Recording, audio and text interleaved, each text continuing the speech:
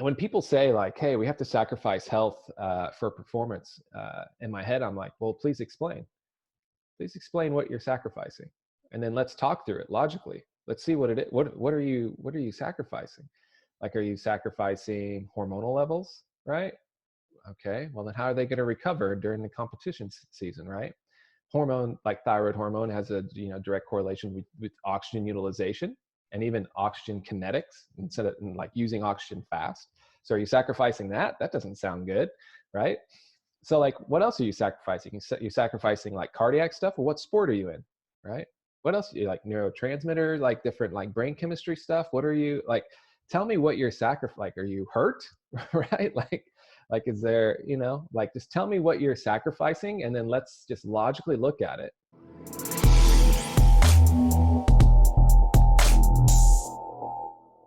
Welcome to the Upside Strength Podcast, your number one resource for all things fitness and performance in Switzerland. Today, we're going to be chatting with Aaron Davis of Evolved Health and Performance about all things energy systems and how we can try to maybe update a little bit the vocabulary that is currently being used in the strength and conditioning field around energy system training. So Aaron is a sports performance and health coach with 10 years experience coaching athletes and teams across multiple sports. Utilizing multiple diagnostic technologies and labs, Aaron firmly believes health and performance go hand in hand. He coaches athletes in the Austin, Texas area, as well as international and U.S. athletes remotely. Aaron, thanks so much for joining us on the show today. Yeah, well, thank you very much for having me. Yeah, so I believe you have a track and field background. Is that correct? Yeah, 800-meter athlete ever since I can remember. Started since I was like 8 years old, and I was forced to race and to train, and then fell in love with it later on. But yeah, I mean, my background kind of was, what I think was good about that is that I got exposed to different types of coaching ever since I was very, very little. So it definitely spurred some curiosity, to say the least. How do those early experiences influence what you do today, or maybe some perspectives that you might have on coaching? I would say like I wish I had the Moxy back when I was 10 years old, just because I remember being out in Kansas on dirt roads, and we're doing 400-meter repeats, and we're doing all out 400-meter repeats at like 10 years old. We were like falling on the ground. We were like, it was like 105-degree heat, in my head I was like, this can't be right. Yeah. So, I wish it probably would have saved me out of a couple bad workouts I didn't want to be in back then. So, right. What are some of the good things that you remember from those days in terms of whether this was the coaching or the training or the experience that you went through? Yeah, I think one of the biggest things was just the fact that like I found a lot of patient coaches, which need to be. I was pretty competitive, and I wanted everything now. And so they really slowed me down. They actually, probably the biggest influence was a coach I had in high school named Ivan Torres, who was like, hey, you're going to have to do this thing called aerobic training, right? You got to stay away from the track as much. You have to actually do like low intensive stuff. You just can't be going fast all the time. And so that was a game changer. The moment I did that and like layered it kind of like that, enhanced some of the aerobic processes, then that was game over for, me in the sense of like my improvement, my performance. So.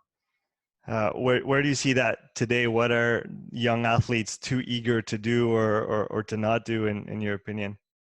Slow down. I mean, it's probably the same thing, right? I mean, it's very hard to do some of the stuff that's just not cool. It's not fun. I mean, it was a struggle for me to go on 30-minute, 40-minute runs when I was, low intensive runs when I was like 10 to 12 years old. I was kind of forced to do them when I had to. But even now, like knowing kind of what we know now in those periods of time, those are like crucial, which you see it in the Kenyan athletes already, right? Or athletes that are just more active in the countries that that's like their daily life. And even when we think of like even the respiratory training and stuff like that, I mean, there's so much that can be done at that age that if like they just bought in, or if there was a way for a coach to, get them to buy in, right? There could be huge gains. You could take average physiologies and probably make them to definitely above average physiologies. I heard Stu McMillan talk about different kind of archetypes or profiles of sprinters, and I found the same kind of again archetypes with a 400-meter coach that I interviewed recently. So there's athletes that have a more, say, reactive or elastic strategy, and then Mhm. athletes that are more kind of force biased. And Mhm. those athletes handle loads and intensities very differently. Where, for example, the very elastic and reactive ones don't do well with a lot of long, slow distance, even for like say 400-meter athletes, and they have to manage themselves on those days. And then on the flip side, the people that are more force biased will have a really hard days with very, very high intensity days.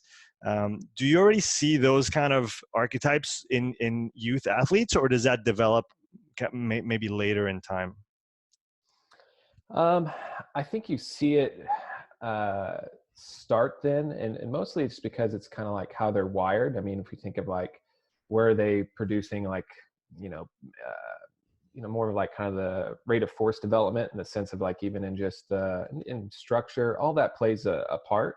I mean, you see it kind of early on, but that's when you can expose them with things that might be say outside the realm of what they do. That's why like Vince Anderson's stuff on acceleration ladders. I think Stu's used them, or wicket drills, stuff like Okay, yeah, that. yeah. That's been really interesting in the sense of just kind of like neural patterning, kind of maybe some more frequency based stuff for some of these athletes that maybe aren't used to that. Because I think when we think of like in the track and field realm, and let's say just take it from like an 800-meter athlete perspective, we see those very similar types, right, of like very speed based athletes and maybe more endurance based athletes. But in championship races, they have to have ability to increase frequency, decrease frequency. But some athletes don't have that when they are just kind of grinding out from a muscular standpoint. And so I think it adds more variability, a more broad foundation, if we can kind of use certain drilling at an early period of time to kind of wire the athlete for maybe specific things. Not saying that it's going to change who they are, but it's going to give them just a broader skill set, I would say. So you talked about wicket runs. Is there any other maybe training exercises that you would include for youth runners that you maybe didn't have the chance to be exposed to when you were younger? I mean, it just depends on how far down the rabbit hole you want to go. A lot of times, I think, if we were going to talk about, like, say, a 400-meter runner, you want to talk about a holy grail, right? You want to talk about a runner that can produce force very quickly, that doesn't limit blood flow, right? Because 400 meters, obviously, once you go past about 20 seconds or so, you're going to be in a state of hurt, and so we want to prolong that period of time for as long as possible, be as efficient as possible. Um, and in some cases, you get athletes that are very, very fast, but that speed will obviously cause an occlusion, right? And it doesn't matter what you do. You can do a bunch of stuff, but at the end of the day, you're going to get very small gains. And the only gains you're really going to get are like speed based, right? Becoming more efficient. Um, and so, I would say that like the coordination side of things is huge early on. The ability to contract and relax. Uh, and that ability is, like I said, like the wicket drills, some of the Vince Anderson's acceleration ladders I like. You know, we do it with, like, say, military people, but we do it on a bike where we go high frequencies, right? Mm-hmm. With not a lot of resistance, Mm-hmm. because we just want to get to the point of contracting and relaxing, right? We don't want any occlusions. And then as they get better, you add the resistance, right? Or as you get better at some of the wicket drills, what do? You take the wickets out, improve speed, right? Force, stuff like that. Uh, and so I think that can just go on for, if you start that young enough, now you're a very coordinated athlete, not a lot of occlusions, can produce, force very quickly, and then relax the muscle, which is probably by far the most important aspect of athletics, is actually relaxing a muscle fast, or faster than your competitors, um, when all things are equal, Right. you know. Um, but yeah, those are some ideas I would say I would do. And then, like, I always bring up the anti-gravity treadmill, but that's just, that's just like in a sports performance facility and you have access to it. But it's this idea of unweighting the athlete so you get a more neural stimulus. Yeah. And yeah, I think that can go a long ways. Kind of what JB Marin does with his kind of V0 focused work. I don't know if you're familiar with his work. He's a French sports scientist Yeah, who works yeah, on yeah. force velocity profiles. And so if people need more absolute speed, he'll work them unweighted, where he said he set that up with a skateboard at first, where they were lying down on a skateboard and pushing against the wall as hard as possible, so they didn't have gravity to fight against, Mhm. or jumping with bands, like assisted with bands. So the anti-gravity treadmill is in that realm, but specific to running. Is that right? That's like the exact same thing. And that's like, and I think strength coaches need to, uh, utilize this band unweighting even in the weight room, right? Just had a conversation with Ty Tyrell, which is another guy, if you ever get a chance to talk to, he's a brilliant coach for the Atlanta Hawks, the NBA team. And, this unweighting idea to improve somebody's rate of force development earlier on in the movement, I mean, that's so good. I mean, think about the people that produce rate of force or their peak power like late, and then they still hold on to that contraction. What if you can improve that power early on in the cycle and then have more time to relax? I feel like that's super advantageous for performance. Going back to the different profiles of runners and sprinters, have you been able to pop a moxie on those athletes and maybe see some kind of either certain occlusion patterns, or let's say energetic trends between the two types of athletes, to speak pretty broadly, because it's obviously a spectrum and not you're either this or Yeah, this, but yeah. for sure. I mean, generally what you're always going to see, let's say, let's take a 400-meter athlete. During the acceleration phase, you should see like kind of arterial occlusion patterns, right? You're talking about like longer force time, like longer time to produce force. Um, and that tension is generally going to cause, not really a lot of muscle going down or a lot of blood going down to the muscle and not a lot leaving, right? But then let's say as they get up to top speed, you're going to see more of these kind of venous patterns with every step, where like they venous spike when they touch down for tension or when they push off. And then in the flight phase, there's a relaxation time, right? And that's when, at the end of the day, like that's what you want. I mean, I would say like all elite 400-meter athletes probably have that picture, um, unless they're just incredibly super fast, right? Because you need still oxygen to be kind of being delivered. And at the very best, when we're talking about high speed stuff, we're talking about a venous occlusion and relaxation. That's when you know you're elite. Um, One of my business partners, tested up some of the elite rock wall guys that just the minute, they climb up like Spider-Man up a wall, Right. and he looked at their forearms, and that's what they were doing. They were venous occluding and relaxing so fast, because think about Right. how fast they're climbing up. And so that's the same profile you're going to see a lot of times in, like, say, 400-meter athletes, because you still need blood flow, but you still need high forces. That's a good blend right there, right? Where like we've had a couple bobsled athletes come in for training, and like, we were just doing it just for the hell of it. Granted, like in their sport, we don't, it's not a big thing to maybe put on a moxie, but we were just seeing arterial occlusions the whole time they're sprinting, for, so it's like Right. they're shit out the back when after like 40 meters of running, you're just like, oh man. But in our head though, we knew that from the volumes that we had to give them and stuff like that, uh, we just had to keep that in mind, right? That they're creating these types of tension when they do all these activities.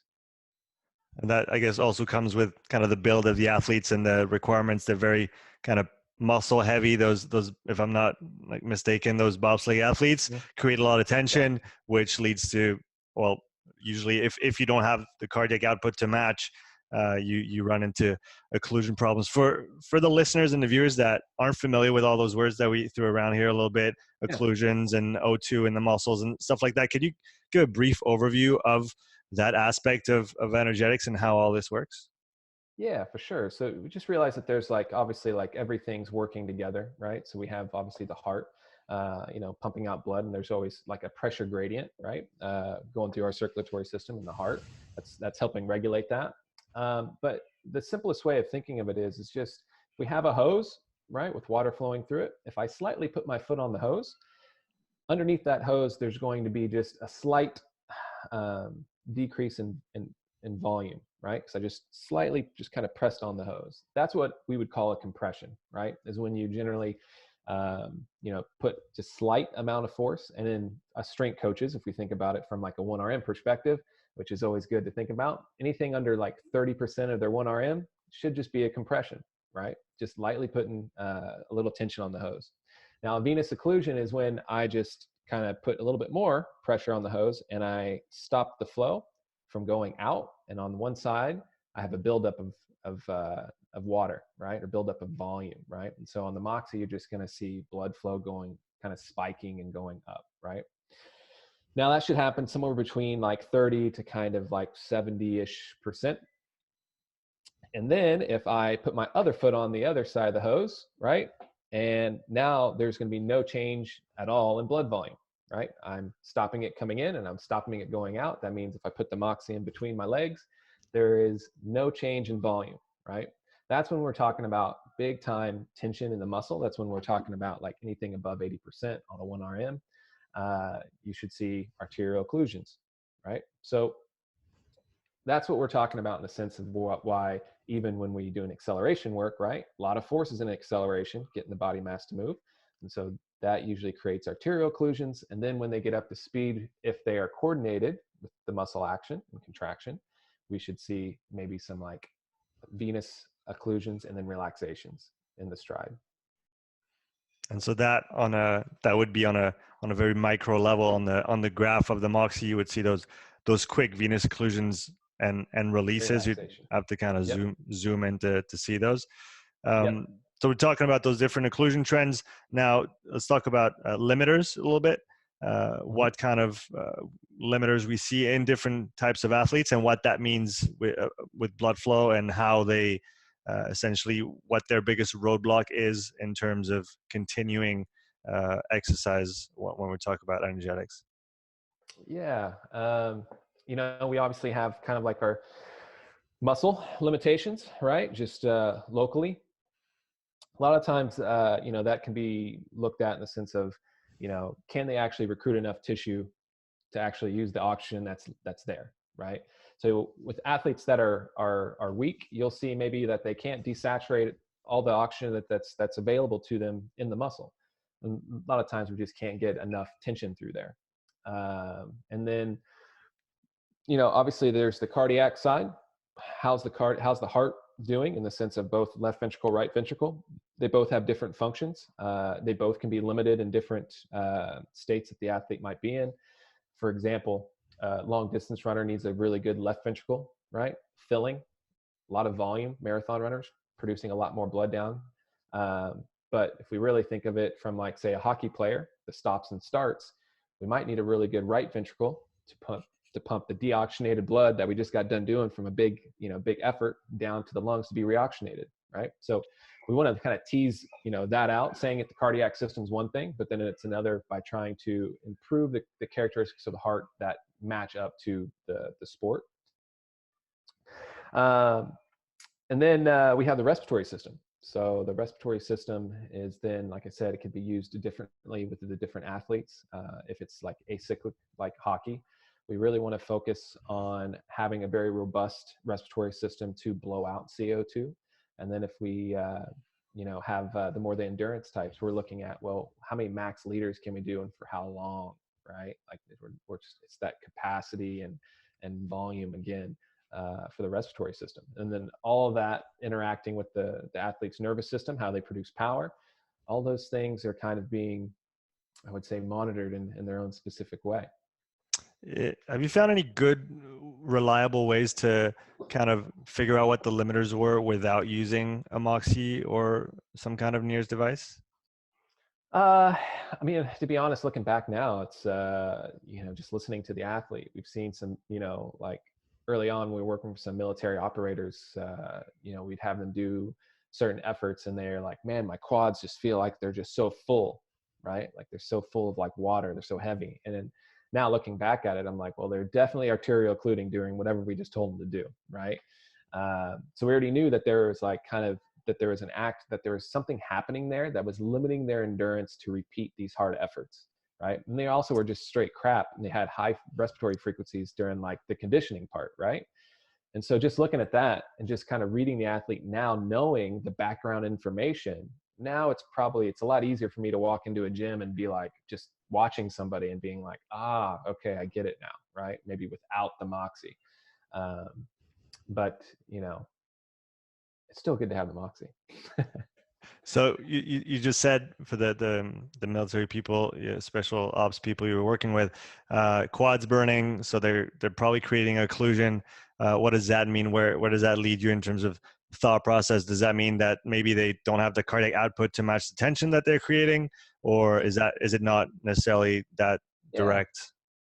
No, it could be for sure, but we have to realize that there's so much that goes into like kind of cardiac remodeling. And the fact that like we might not ever have a cardiac system so robust to break through any occlusions, right? I mean, that can just be what it is. And so then we have to limit, if there is certain periods of time, say in the off season, I'm like, hey, I know that when they, we have one athlete or one of those kind of type of athletes going to our Navy SEALs, right? We know that during buds and everything else, like he's going to be under immense stress, right? There's not going to be a time for him to like touch home base to any of this stuff. We've built the machine, I've built the Ferrari, now let him just run it right to the ground and hopefully he survives. And so in the off season, then maybe it's like, okay, we know that that's coming up, so let's not necessarily do a lot of that right now. And so when we think about helping out the cardiac remodeling, we're like, hey, let's do the opposite. We know that the heart's going to have to go to a more concentric based squeeze to pump blood. So let's really see if we can then change the environment for him so that we can really allow for a bigger left ventricle fill, right?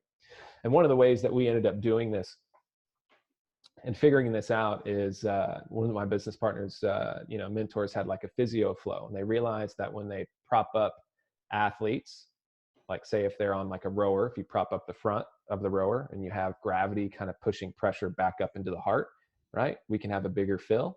But then also too, if you just play with vascular resistance, in other words, put a Spiro in your mouth and you overbreathe on a very little bag. And so you're overbreathing, you're breathing more than what you need to. Now you're really throwing a lot of oxygen in the system. Now you're reducing the capillary beds and constricting the blood. Now you've created more pressure.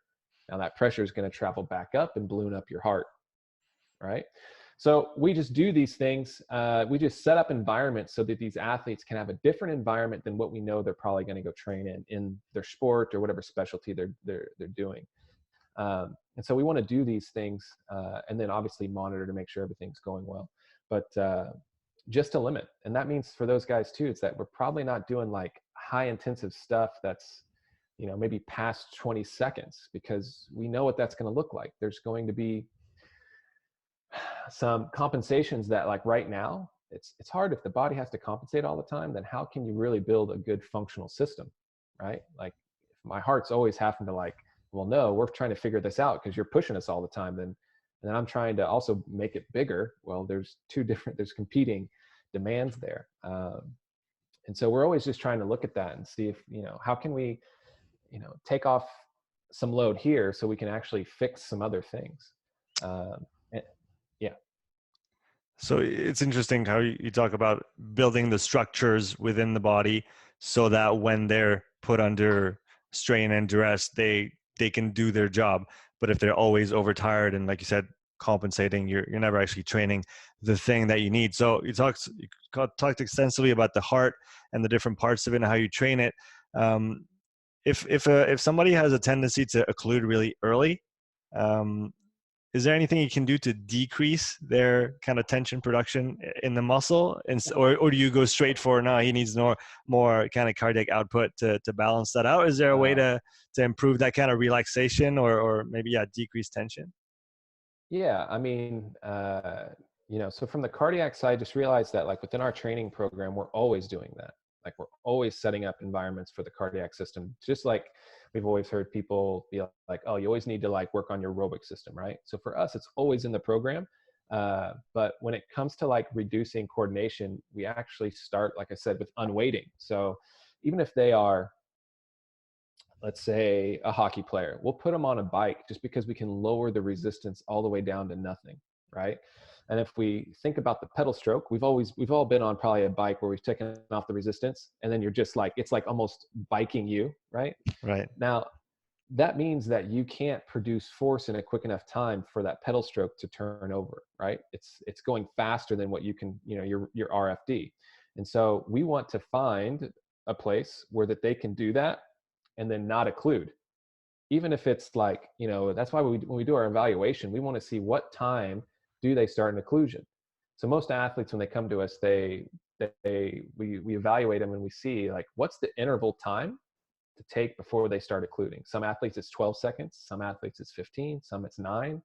And so then we just need to set up an environment early on within, like, say, the off season. We want to work on coordination. So one of the biggest things you'll see from like our training methodology is really just coordination sits at the top, right? And that has such a vast meaning in pretty much everything that we do. It's not only coordination of the muscle, it's the coordination between all the functional systems together for a specific output. And so for us, like I said before, that tension, well, we're looking at, isos, eccentric, some of that stuff can do it too. Some of the plyometric routines that we do, even velocity-based training, unweighting, right? On some of the strength work will work. The resistance on the bike. It's just really trying to get to an unweighting phase for them to play, so their nervous system actually gets the stimulus that we want, right? To expect that you're going to get that stimulus in the normal training environment, well, they've done that for the last 10 years and it hasn't worked. So we have to switch it up, right? And so that's what we're doing. We're always exploring environments to make them, better off, to elicit some of these better adaptations, instead of saying, well, this is just the way we've done it always, right? In terms of staying on the muscle, so we talked about somebody who occludes really fast, has too much tension, and like you said, really interesting. I never heard about training coordination, kind of neuromuscular coordination in that way, and emphasizing the relaxing part of the contraction cycle.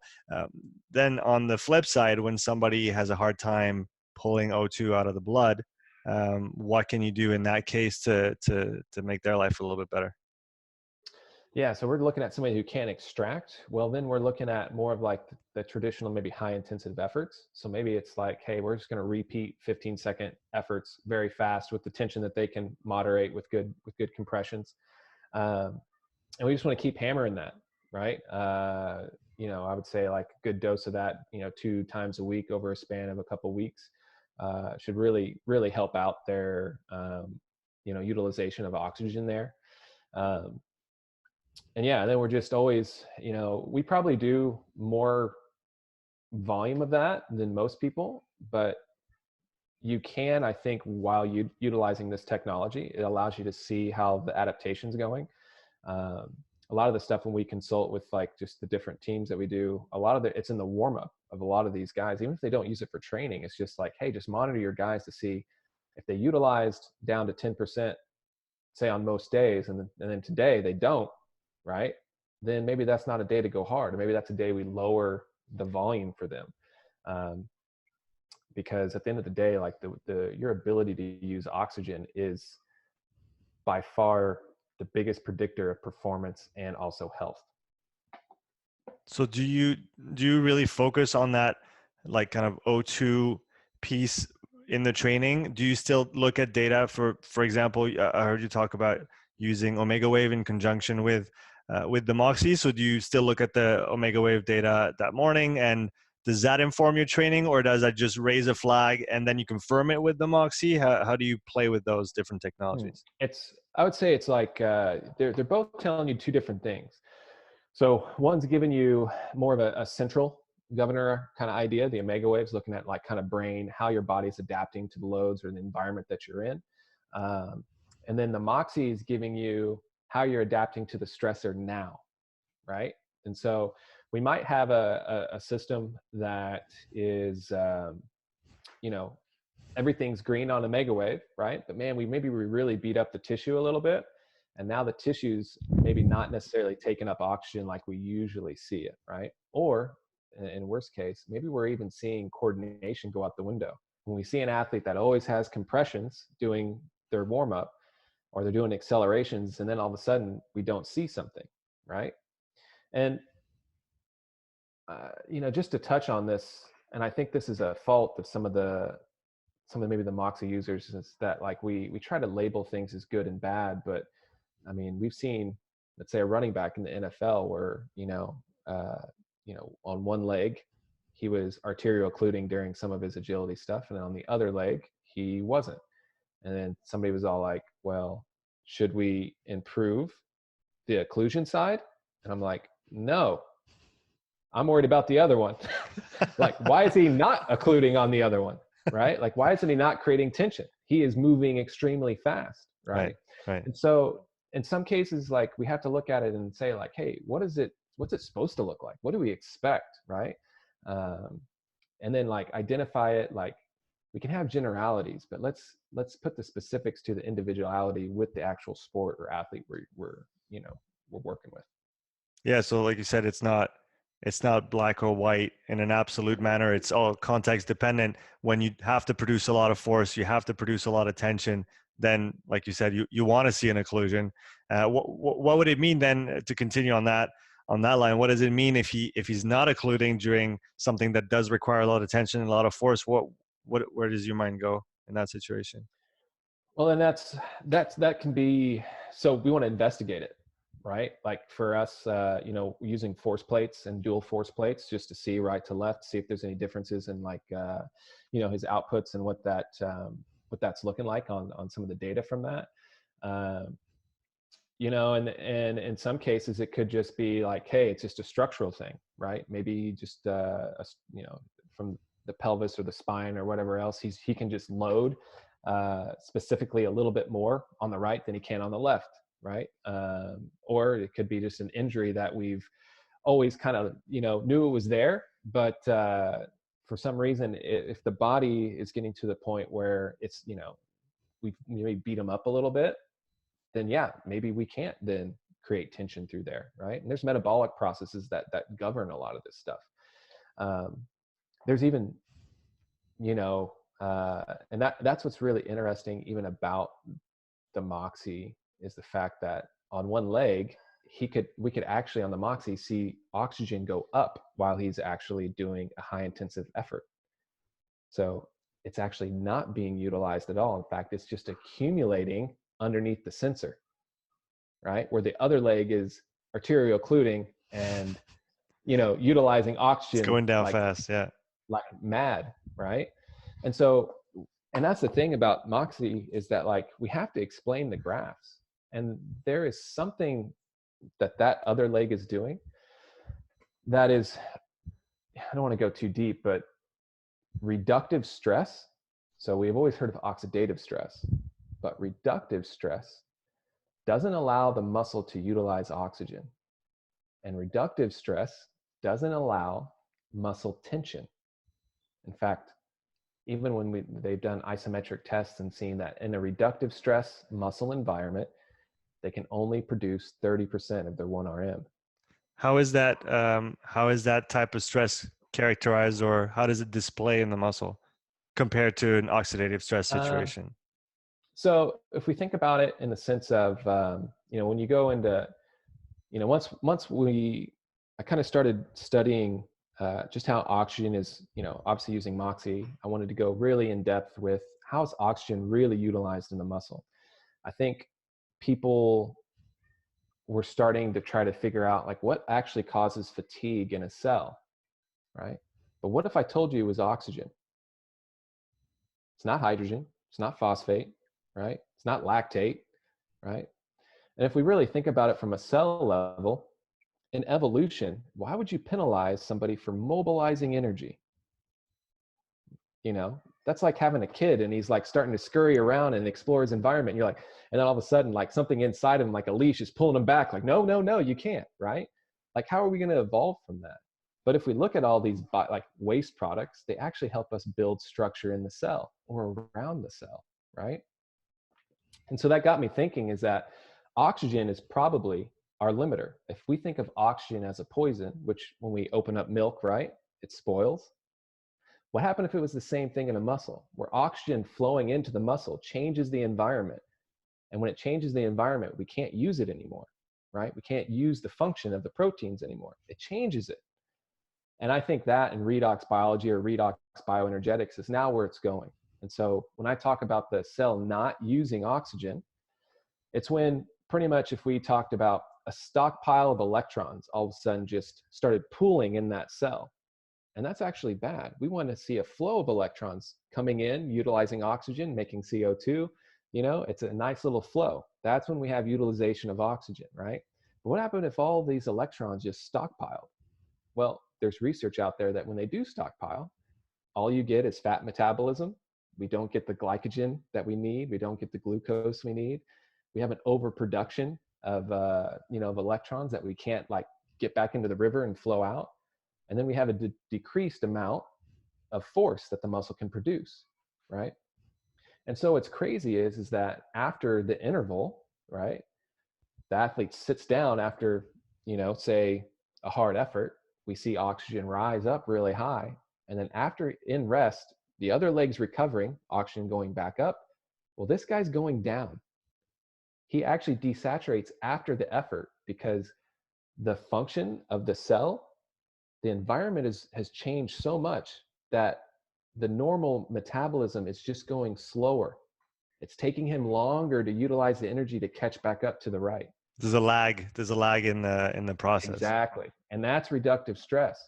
And that's why when we changed our name to health and performance, we realized that hey, well, what does reductive stress look like in overtraining? What does reductive stress look in disease states? And we're realizing that this reductive stress is not just common to a muscle, it's common to everybody's physiology. That's where we start seeing some bad stuff in disease and neurodegeneration and all this other stuff. It's just that your body keeps you there, right? Where an athlete, you can usually gets there from an adaptation point, and then it can get himself back down to normal, right? Or if you can identify these phases in the muscle, well, now you can come up with interventions, right? Now you can recover your athletes faster than any other coach because, well, they just don't know, right? They don't know these phases of metabolism in the muscle. They don't know what maybe truly fatigues a cell. Well, now you do, right? And not to really harp on that, but we just started noticing weird things. Like athletes would have amazing workouts where they're utilizing oxygen. They have the best workout ever. They're producing tons of power. And then 2 days later, we put on the Moxy and we're seeing both legs just boom, shoot up with oxygen in the warm up.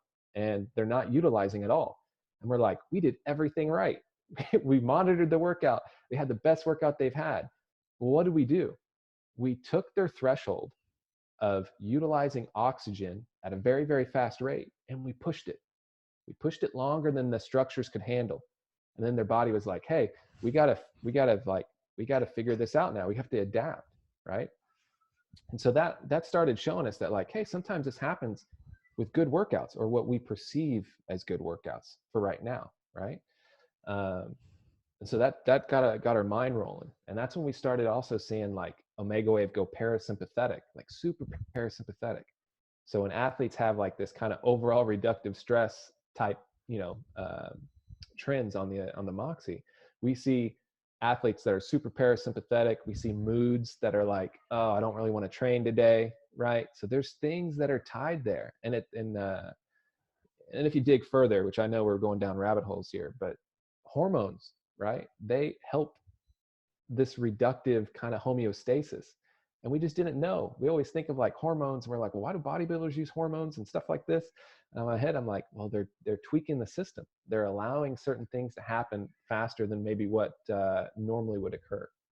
So yeah, there's a lot that goes into all that, but it's, like I said, if you go down the rabbit holes, it affords you knowledge to then make interventions that can, put you through the roof when it comes to training athletes.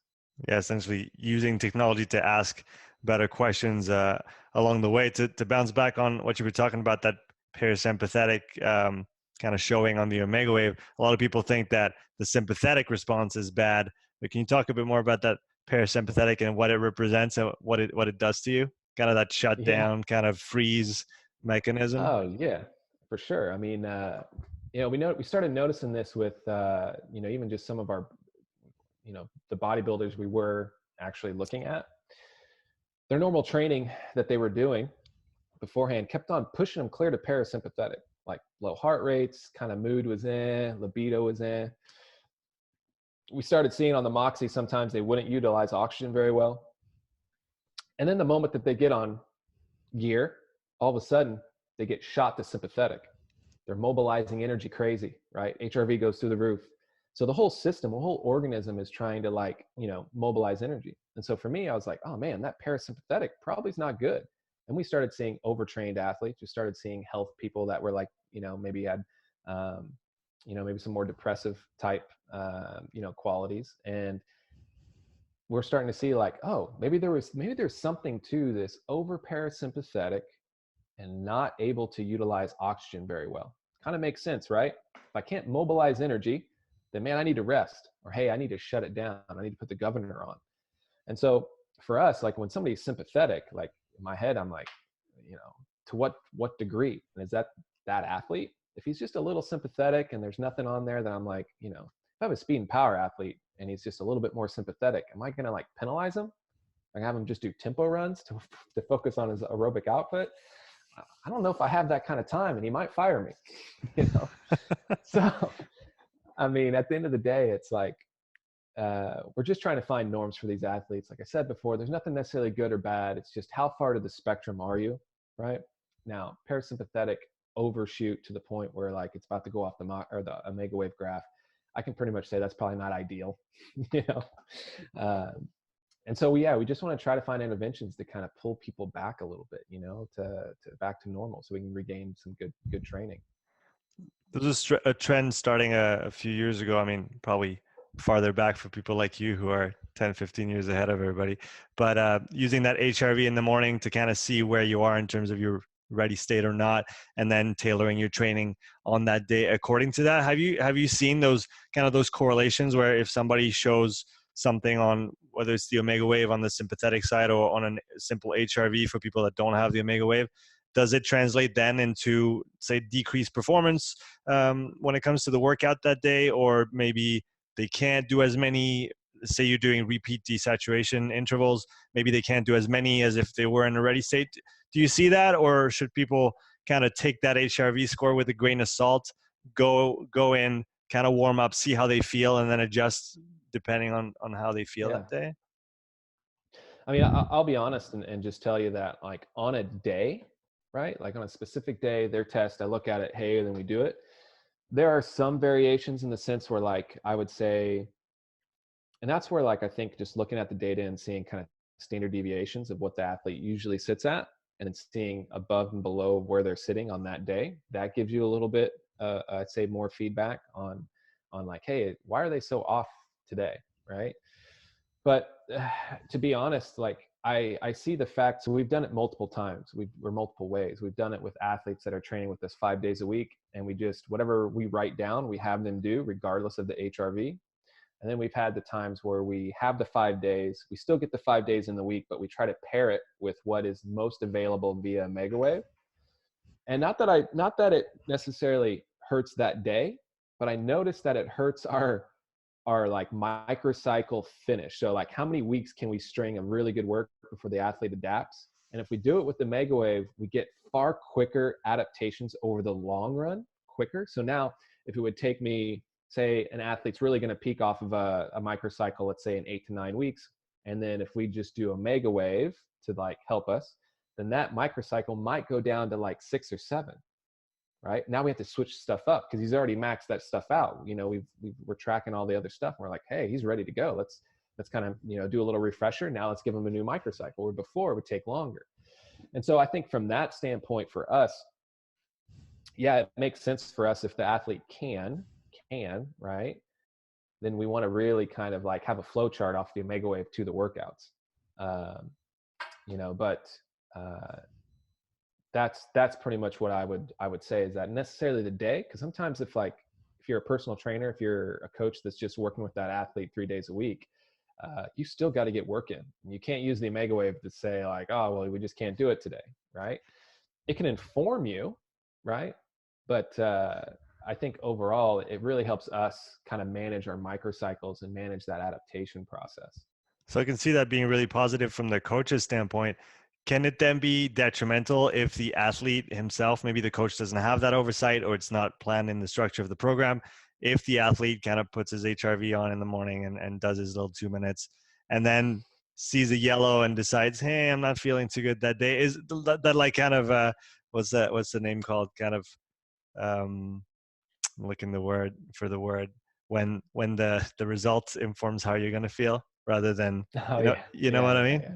What And do you know that the proper term is for this?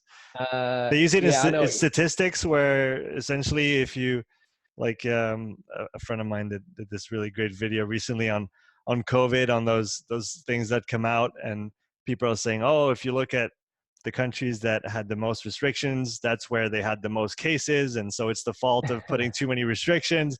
And my friend had a great analogy. He said it's like if a house burns down, and so there's obviously some apartments that are more on fire than others, so the firefighters are going to go in and concentrate on those apartments that are more on fire to save the whatever's left, and then people go in afterwards and they say, oh look, the firefighters were here and they caused more fire, so it's the firefighters' fault. Kind of Yeah, that yeah. reverse. No, So does that kind of reverse feedback, can that be negative for the athlete if he's using that by himself, kind of thing? yeah. I mean, I would say like most of the time, one, the athletes do it and they know kind of some of the metrics, but sometimes we hide it from them if they're remote, so they don't even see it. Okay. Some of the mature athletes that see it and realize that like, hey, like they're with us, they hear us talk, so like I'll tell them like, hey, like yeah, your mega wave is maybe a little off, but like we this is the only time we have a competition coming up. If we don't do kind of some of these tune up stuff or just touch base, then like we don't have a chance to do it. So maybe we should do it, but maybe we lower volumes or whatever else, right? Um, so they don't take it so harshly. Some of the younger athletes, to be honest, they don't even, we don't really tell them much about it. Like we give them some ideas on the sense of like, hey, this really improves because you slept really well or you started eating different or stuff like that. And then they don't really know that when we change up workouts, like they have an idea of what we do, but they're just like, oh, I'm going to go and have fun, I want to go work hard and all this other stuff. So it's not as I don't look at it. We really try to know who to give the data to and who not to, let's put it that way. And as Right. coaches, like that's like kind of like our job, right? Like you graded exposure. And so yeah, we just really try to handle that and then just show them that like, hey, on specific workouts, like we might still go after it even if your HRV is just a little bit down, you know. And So for now if they're, go ahead. sorry, yeah, for say a recreational athlete who doesn't have a coach, who doesn't have that, referent person that can say, I'm going to Yeah. tell him, I'm not going to tell him, I'm going to change the workout. Can it, in that case, can it be, would you recommend that someone use it? Let's say someone doesn't have crazy training volumes. They might be training 5, maybe 6 times a week, and say they're an endurance runner, for example. Um, should they use this to inform that day's training without having that coach's oversight, where they put it on in the morning and they say, okay, so I'm going to kind of tailor my day according to my HRV score? Should that be done that way, or would you feel like it's just kind of maybe blunting some of the potential of the simply the training, where even if you don't feel great that day, it doesn't mean that you can't do a really good training session and then kind of adapt from it? How do you see that? Yeah, I mean, for a recreational athlete, what I'll tell them is just monitor it, but don't do anything with it.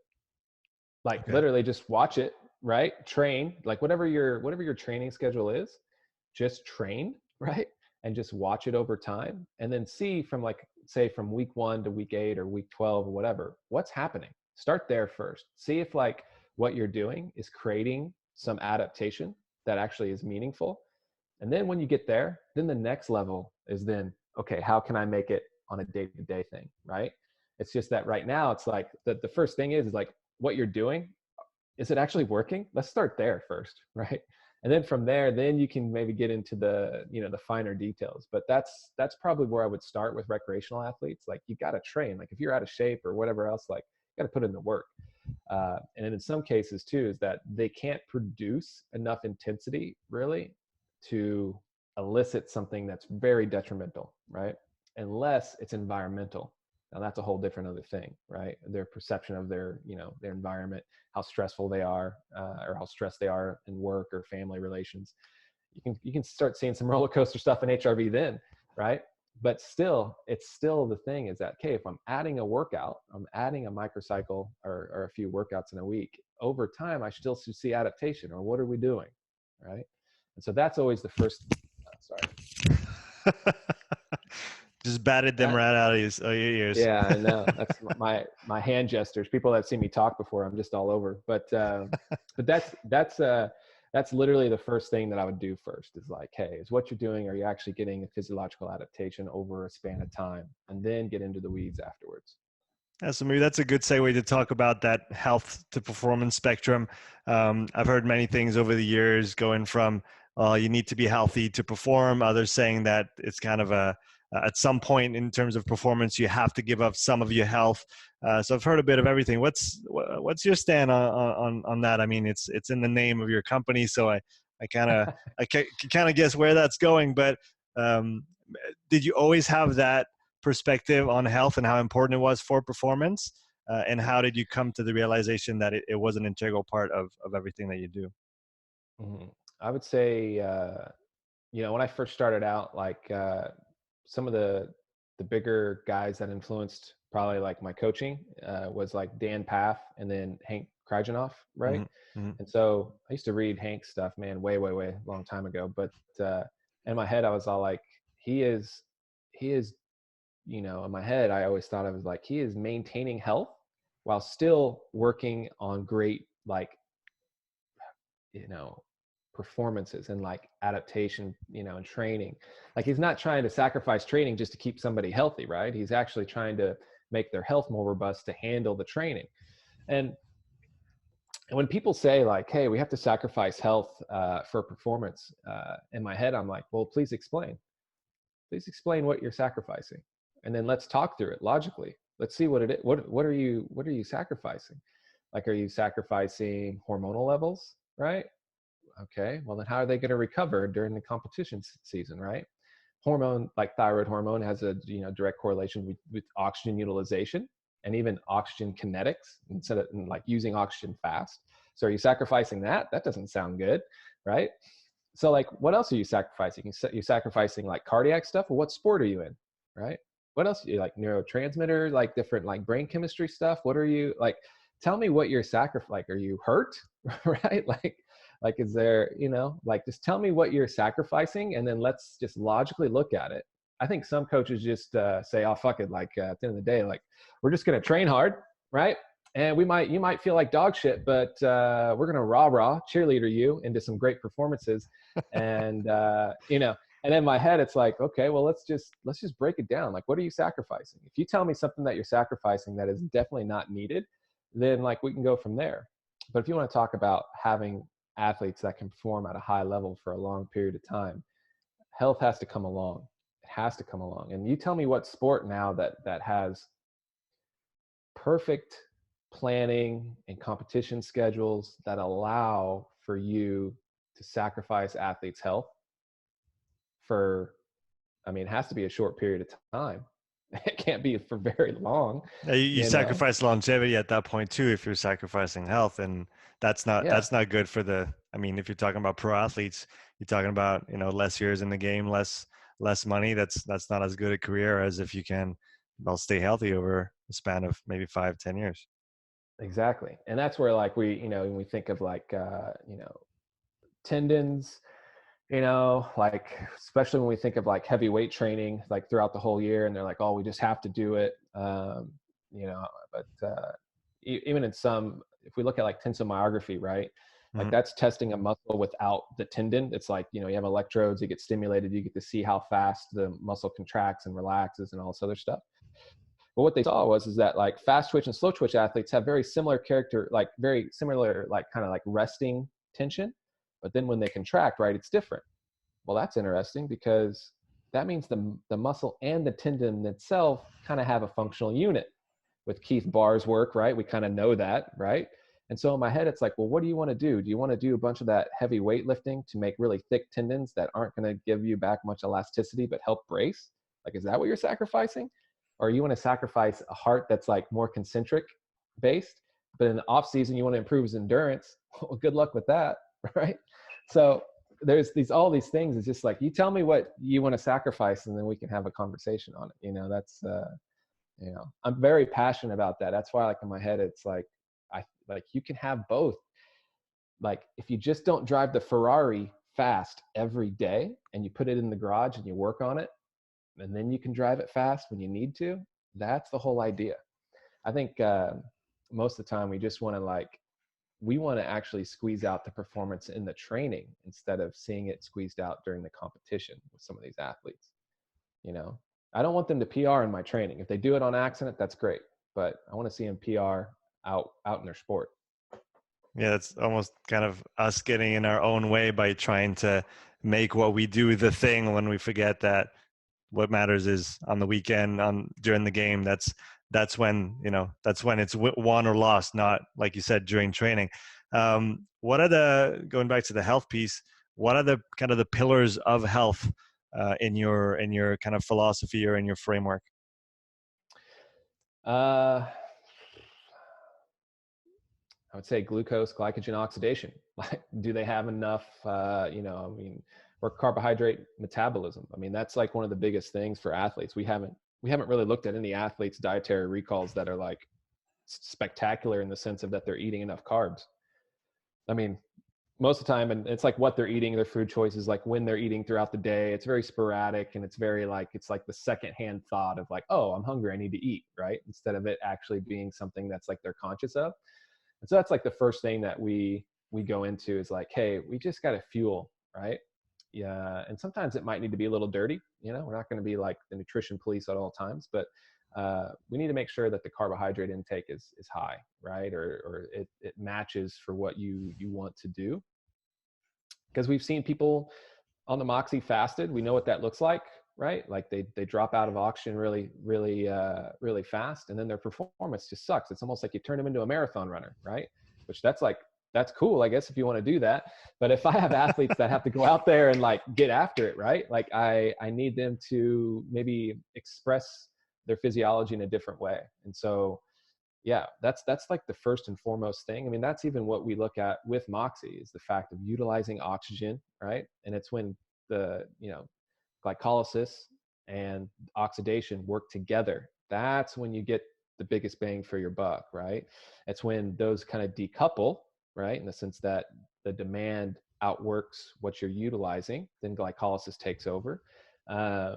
We want to keep all that synced together. That's when we have more robust athletes. And we want that even occurring at rest too, right? We want to make sure that like we have semi-normal metabolism, the governing bodies of like the liver and stuff like that are all like taken care of in the sense of like refueled and ready to rock and roll.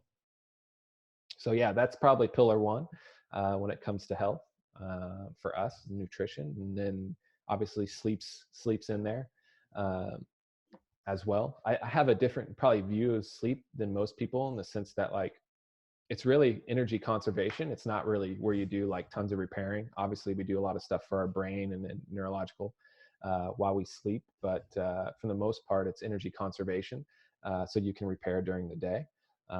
And certain athletes need certain different hours. It's something that we look at as well, in the sense of like what makes sense for this athlete within the context of their life. I used to be very much like, oh, you need 9 or 10 or whatever else. And then, you realize that certain athletes are just like, there's no way I'm doing that. Right. But like I said, it's a feeling out process of finding what works for that athlete, So we touched on nutrition and the importance of fueling, glucose, carbohydrates, and then you just touched on sleep.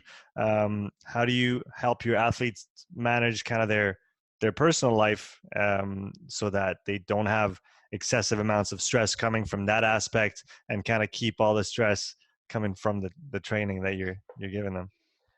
Yeah, I think one, so our environment is weird where we are at, in the sense of it within our gym. And to be honest, it is not out of the ordinary for somebody to walk in and see like 2 of the coaches meditating in the corner, right? And so, you know, and I'd say like yoga and meditation is really big. Also, family is really big within our gym. Like my coaches and my family as a whole, they're like an extension.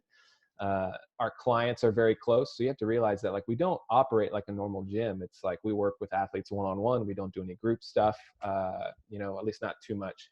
And so everybody that comes in, there's just a lot of attention, right? And they just kind of get absorbed in our family and our weirdness. And one of the things that we talk about, even with our younger athletes, is just being conscious, like being conscious even within the training. So like even today, you know, we had a baseball athlete in there, and he gets done with one of the exercises, and he goes up to my business partner, Patrick Estes, and goes, man, he goes, I kind of messed up on that. I just was thinking about two other things coming up. I wasn't very conscious of what I was doing. I need to get back into being like very aware. Right. And it's that type of stuff where we're like, hey, if you're conscious of situations and if you're open to tell the truth and to open that communication up, then it can save you tons later down the road. Right. It's like, I would rather have the hard conversation early than later. And being aware that that is actually a real thing. And within training, once the tension builds up in training, it's going to accentuate other smaller tensions in your life, because we are going to maybe be on that threshold a little bit. And we just want to make sure that we're, you know, we're managing all these different things and not allowing one just to fall off. Right. And that's, I think for us is like, hey, how can we just give people balance? How can we raise their consciousness and awareness of certain situations so that they can be more active earlier on in that process, so it doesn't bite them in the butt later on. Have you had people come to you on, say, a recommendation from a friend that kind of weren't aware of that atmosphere, maybe some like big type A guys, and they come in, and how do you kind of break it to them that this is how it's going to go down in your gym? It's interesting because, like, to be honest, like our biggest demographic that we have just in the Austin area, like the ones that like come to us the most, are CEOs. So like they are super type A. Right. But what's really good about them is the fact that like you show them data and you show the intervention with what we're doing and why we're doing it, and then how certain what would you say, like certain actions have certain consequences, and they can just see it black and white, right? And they don't like being told what to do, I mean, at all. Right? But I can show them and say, hey, this is what you did, this is what we're seeing, this is what we now have to do. Right? And they buy in, because a lot of the times, you know, they're always searching for experts to help them out in business. And so then if I can tell them and not lie to them, and they see benefit and they see what I said comes true, then all of a sudden, then they're bought in forever. In fact, actually two of them now, they won't even work out unless they get an Omegawave every day. And then when they walk in, we'll be like, oh, like just a normal friendly greeting, right? In the sense of just like, oh, hey, how's your day going? And then he's like, I'm not telling you. We'll see what the Omegawave says. He's like, he's been with us for 3 years. He still doesn't trust the process. He still wants us to like every day prove to him that, hey, this is what we do and this is why we do it. I guess that feedback is really invaluable. I was talking with Pat Davidson recently, and he was talking about this too, where that data is the kind of the objective feedback for the client. There's no kind of egos involved. There's no coach saying that's how it is. It's really like they can see. And I don't know if you're familiar with what Pat's doing right now in terms of kind of rigging some measurements, collecting stuff. I don't have any better word right now on some machines. No, like, right. Kaiser, exactly. So you can quantify rep per rep, like distance traveled, you know, rate of force development, and kind of all the work done. And so the athlete doesn't really have, or the client doesn't have anything to say. It's like, no, that rep was shittier than the previous one. Look at the numbers, and that's how it is. Do you see that being kind of where the coaching profession might be going in the future, where we try to use that data and that technology to maybe objectivize most of what we do, so that we kind of take that bias out of the process? Yeah, I mean, I think for some athletes, it's definitely, or clients, it's beneficial. So you have to I know Pat pretty well. I don't want to speak for him. His business partner Ethan's been a good friend of mine for a long period of time. And so what they're trying to do is, you want to talk about working with CEOs that are super competitive type A. They have like a whole roster of them, right? You're talking about guys in New York that are very successful at what they do, and so now it's almost like, you know,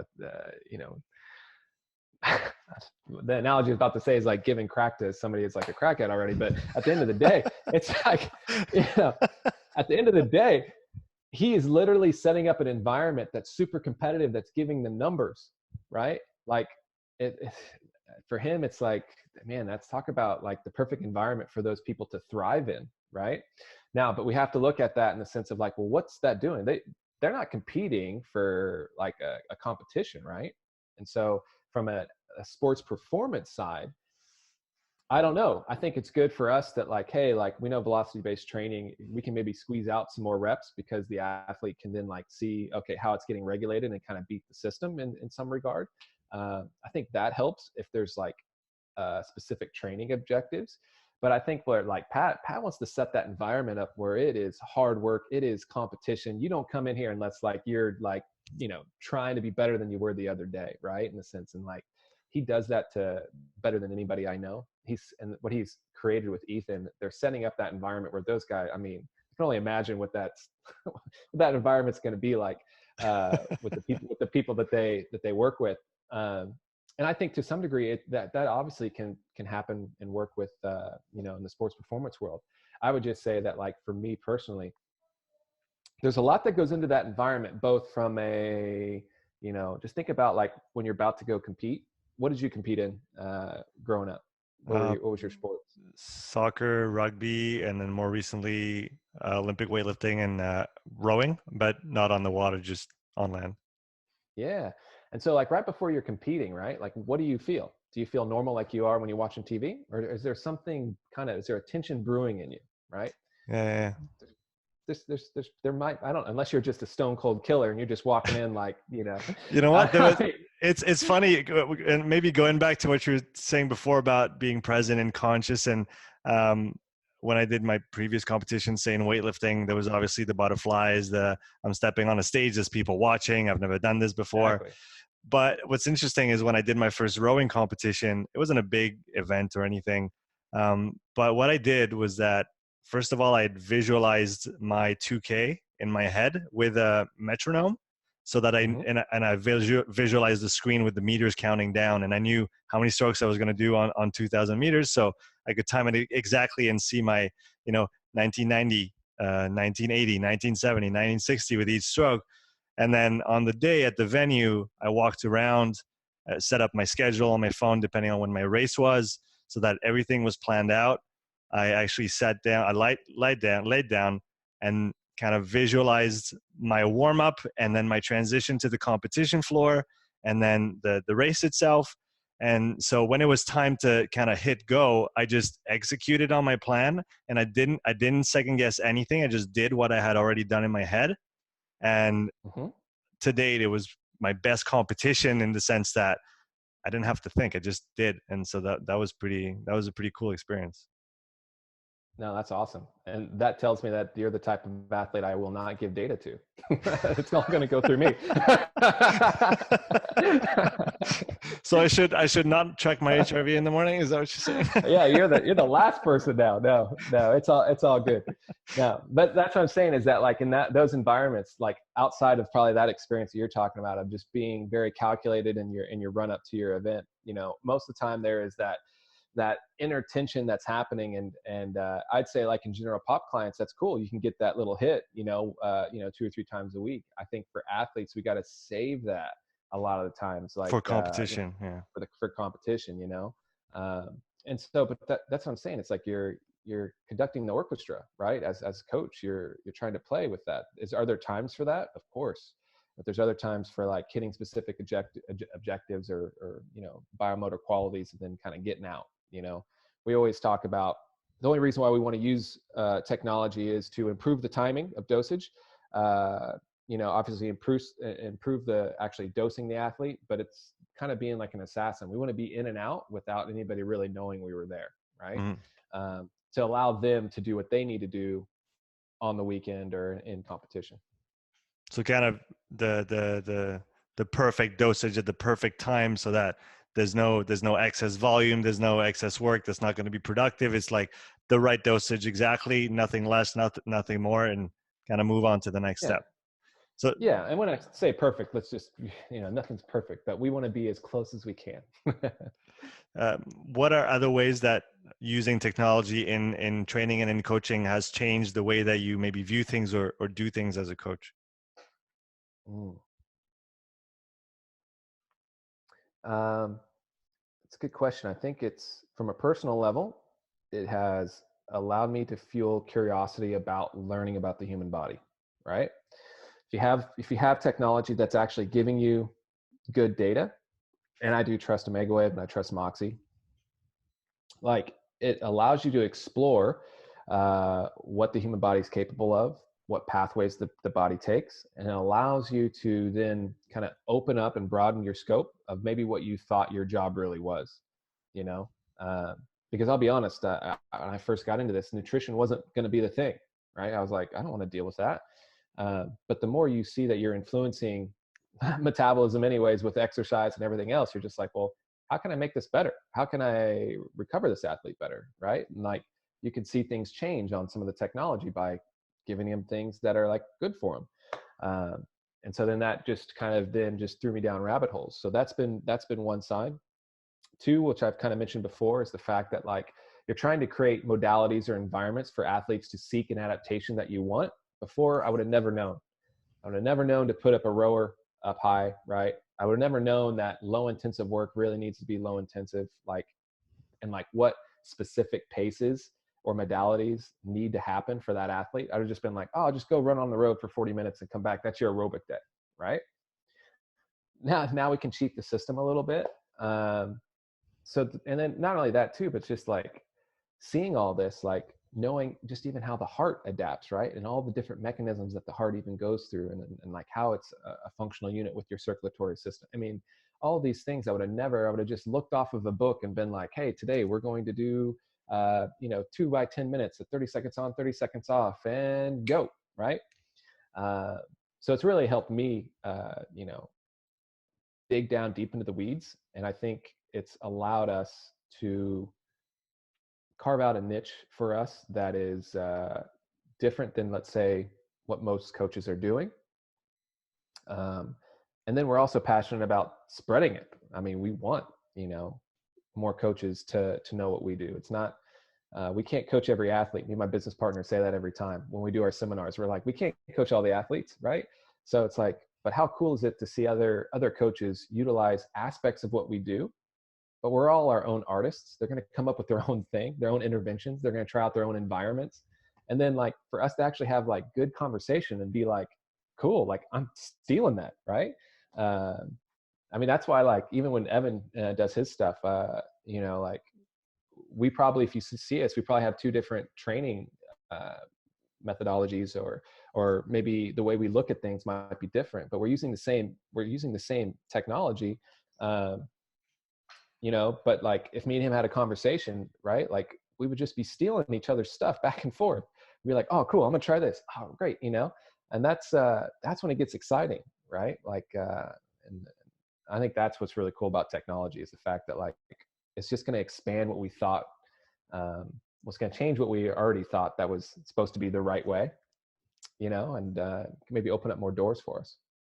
Yeah, because maybe we could think of technology as being almost reductionistic and drawing us all down to the same kind of conclusion. But like you said, you and Evan use the same technologies, but you've drawn maybe different conclusions depending on the populations that you've worked with. I mean, prior experiences and interests and all that stuff. So, but again, I guess what you do have in common is that kind of underlying model or framework that is kind of updated from the previous model with you have the ATP PC, and then you have glycolysis, and you have aerobic, and that's how it works, and that's the time frames, and that's what you train and how you train them. When did you first get exposed to that new kind of way of thinking about energetics, and how did you react to it at first? Mm, I mean, a mentor of mine, Landon Evans, said, "Hey, just buy this Moxy thing," and he was like, "That's And then you know, I don't like Landon's great. I love him, but he doesn't really explain a lot. And so he, so I get this Moxy, and then I just start playing with it. And to be honest, it was something new that, I mean, do you have a Moxy, or do you have I any don't, Nears device that you play not with? yet. Yeah. The moment you put it on and you do say a high intensive effort and you see that oxygen's being utilized immediately, and you see that when it goes down to the point where it's at zero, right? And it kind of holds there. We call that in our seminar survival training, because your body is now and maybe it's a hypoxic environment, and that just means that there's not enough oxygen to produce the energy needed. Even though there's oxygen there, uh, it, in my head, it flipped everything. Because in my head, I was like, well, this is that whole 90-second, 2-minute primary aerobic stuff's kind of bullshit. We're seeing it happen at a different, just way faster. And in my head, I was like, hey, the athlete doesn't improve their performance if they're low O2. They aren't recovered unless O2 and their blood flow go back up, right? And so you start seeing these things, and it's just hey, this is really simple. It's just, you're literally watching an energy of a battery go down during the interval and then come back up. Oh, they're ready to go again. All right, go down. And then in our head, it's well, why the hell did we have all these time domains? What do these time domains mean? What is it? It just makes, it doesn't. And so then if you look at it, and the reason why we called it survival training and in the seminar is the fact that hey, put this on your athletes when you're doing what you're already doing. And look how many times they're either doing things uncoordinated or they're doing things in survival. And tell me, where's your ratio of coordination and with oxygen and survival and uncoordinated? And we'll send them out to everybody, and then they'll come back and be like, oh shit, there was a lot of survival, not a lot of, coordinated training with good oxygen utilization and, and whatever else. And so I was like, well, let's start there. If we're talking about us being our seminar is performance physiology, right? So if you're a performance physiologist, right, or if you're a strength and conditioning coach or a performance coach, at the end of the day, it's the endurance coaches had it easy, right? They just had to work on their endurance. And the sprinter coaches or the speed and power guys are easy. They just had to do speed training, right? But what happened if you want to, have the whole orchestra playing together, right? Well, if you want to do that, well, you just can't take what the endurance guys are doing, what the sprinters guys are doing, all of a sudden just throw it all together. It's we can now monitor how we blend all these different qualities together. We can see the dosages that work for different athletes. We can do all that, in real time now. And for me, that's the benefit, right? I can work on all the qualities I want during every microcycle and get away with it. We're back in the day, concurrent training models were oh my God, how do you do this? And my head was well, put on a Moxy and you'll figure it out pretty quickly, Yeah, so it's like you said, like we said before, perfect monitoring so that you can just get the right dosage at the right moment from the kind of the old model that we used to work with. What are some of the the training, say the training methods or the protocols that would be popular for, say, I don't know, improving? Let's talk about lactic power, for example. So kind of 6 seconds on, and then you got a good kind of 2 minutes on the back end. So now in that new vocabulary, that's the equivalent of, is it like desaturation repeats? Would that kind of be the name for it, or do you name it like that? How did you transfer kind of what worked from before into what you do now and how you talk about it now? Yeah, I would say so when we look at say alactic, maybe capacity or being able to repeat alactic type work, in my head, it's always okay, so what are we trying to do? One, right?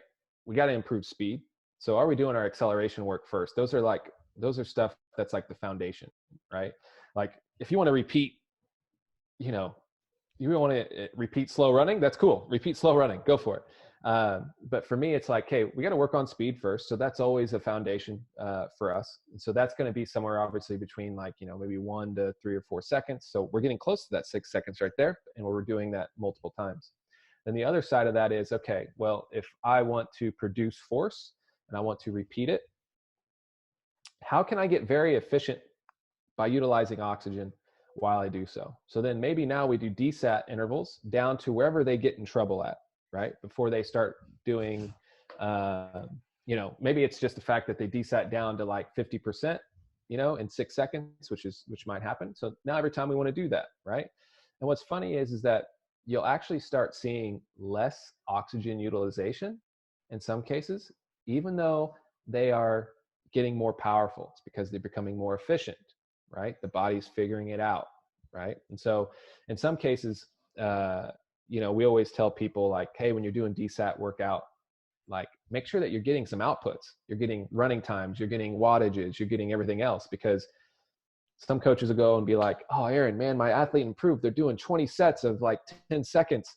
And I was like, okay, well, from week 1, what was their power output? 200 watts. Well, what's week, 8 or whatever? 200 watts. I'm like, okay, well, that's cool. But the whole idea is we want higher power outputs, right? So in 10 seconds, if you tell me like, hey, I did 8 week 1, but I did 20 in week 2, but now I went from 200 watts to like 300 watts for each rep, I'm like, hey, we're rocking and rolling. So how do we improve the wattage? Well, you always have to have your foundation stuff. What power work are you doing? Like give your athletes access to that, ramp that up as high as you can, and then mix some of this utilization work in there too. So now you're blending things together. You're giving the body the ability to become more efficient at oxygen utilization with higher outputs. And then you've really kind of ramped up their speed and power, right? To be able to actually utilize that in real time. So those are things that that's how I would look at it, right? Which doesn't really change anything from Right. like maybe the utilization efforts might be actually faster than maybe some of the tempo work that they were doing prior, because we actually want to like utilize. But you can even change tempo work up too, because certain paces, right, desat slower or faster than others. If I go really fast, I desat fast. If I go at 70% of my 200 meter best, right, I might desat at the 200 meter mark going 70%. Where before I desatted right at the 125 or 125 meter mark, right, if I went really fast. And so realizing that, now you can set up tempo runs at that pace and see where you desat. Oh, cool. And then if you keep that, now you're like, hey, I traveled a little bit farther this time. That's weird. I went 210 meters, 215 meters before I, at the same pace. Are you becoming more efficient? You are, right? Like that's what we want. So at the end of the day, it's like, in some cases, I don't want to see desat being down to like what it was prior, because, if I'm looking at like a middle distance runner, if they're utilizing oxygen way faster than they need to, I'm not making them better, specifically at race pace, right? So at race pace, if I'm doing intervals at race pace, I should see less oxygen utilization, right? And if that's the case, then I know that they can last longer at race pace, and then I'm setting them up better for success. And so we always have those things going on, throughout each one of the microcycles, right? And so, maybe we don't call it alactic, but man, we're doing a lot of that work anyways. Right. It's or just the traditional work. the terminology changes, but the methods that have worked always kind of stay tried and true, and you still use that, but in a different context and with more precision, because you have the monitoring. If coaches are interested in maybe investing a little bit in technology, would the Moxy be the number one thing that you would recommend people to get, or is there maybe something that has a slightly lower buy-in that people can start playing with and get some interesting data when it comes to individualizing training for their athletes and clients? Yeah, I mean, obviously, like, I'm biased, and so it'd be either Omegawave and Moxy, but I like Moxy mainly because if you're, say, a sports performance coach and like you want to save your butt a little bit in the sense of you're training your athletes, and you don't want to, we're all trying to like reduce injury, right? Like that's the biggest thing in pro sports, right? Like we've been to Arsenal, Crystal Palace, and all these places, and like the biggest thing that we talk about with all these coaches there is that like, hey, injury, how do we prevent injuries? And I think for us, it's like Moxy gives you those different phases of metabolism that if you just had a grasp of that, you would know what to do when. right? Like you get to see it in real time, and it gets to only add depth to your coaching. And the fact that like Roger, who made Moxy, made it in such a way that is the only thing out there that I know of that gives a coach a better look at what's going on at the muscle, right? There's other NIRS devices out there, but they all give you kind of weird readings. And so Moxy's like the one where in my head, I'm like, okay, cool. We can work with this. Like this can amplify what we do. And I'm hoping in the future that they do become more affordable, because to be honest, this should just be like heart rate monitor. It should be like Polar at the end of the day. Because now whoever does that and has a good education background to talking about these different phases of metabolism, like if you can get that out to coaches, I mean, you want to talk about changing the field. It's game over, right? Like you're talking about coaches just having more tools in the toolbox. And I think that's super powerful. And then adding Omegawave on afterwards to then look at what you're doing on a daily basis and how the functional systems are then responding. That's awesome if you can put that package together. What are some of the drawbacks, maybe, or possible drawbacks for coaches in using those technologies? Do you see any, or maybe problems you've run into, and things that you can maybe inform other people on before they run into trouble on that aspect of things? Yeah, I mean, there's a lot. To be honest, there is a lot. I mean, from an Omegawave standpoint, getting an athlete to test, as often as you need to, but realize that you only need 3 tests in a week to get a pretty good trend on the athlete. And some coaches have a hard time convincing the athlete to do that, or setting up time out of their schedule to do that. So that's always one. Moxy it's always an education thing, right? That's why when we started doing our seminars to how to utilize Moxy, we really tried to make it very simple. Like some of the stuff I told you today, I've had in my back pocket on just the redox redox bioenergetics. Like I've had that. I've been working on that for 3 or 4 years, and I've never said that to anybody because it's too in depth, right? And so we have to simplify these things, for a lot of these coaches, and that's always hard because like I got in trouble with this early on too, is the fact that I just did what I was coached to do, right? Then Moxy comes in, and then you're like, well, how does that deal with this? I liked the simple stuff that I was I could repeat this, like copy paste. This is not copy paste, and so there's a little bit more effort involved. And then obviously the money is, I mean, they're not, it's expensive, but yeah, I mean, I think that, and then obviously putting the Moxy on, right? Taping it onto your muscle. Sometimes athletes are like, why am I taping it here? This feels uncomfortable, whatever else. But even starting it off, any technology you use, we always say, use it for your evaluation process first. Don't use it on everyday training. Just evaluation process first to figure out what athlete types you're dealing with.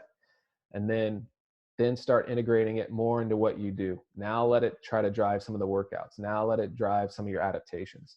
And then just kind of go from there.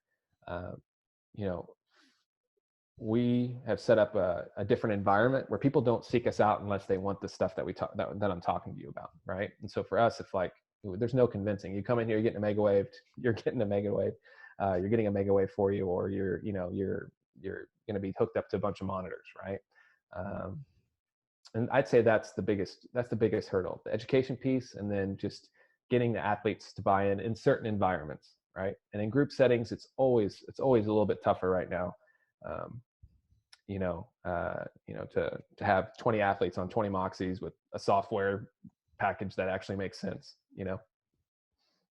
What's one thing that you changed your mind about, say, in the last year regarding health or performance?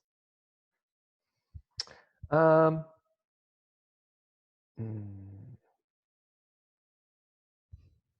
not changing my mind, but just utilizing respiratory training to a higher extent more often, I would say. Just to change environments for what we want to do, right? I had a very kind of categorized it in a specific way, in the sense of like, hey, I just want to kind of work on it like a barbell, in the sense of like, hey, I just want to do like strength, endurance, coordination work. And then I was all like, after some reading, I realized that I can recover athletes faster by utilizing it in their recovery periods, putting it up into even recovery periods in workouts. I can do it even in competition. I can do it mixed with certain nutrition protocols that I have.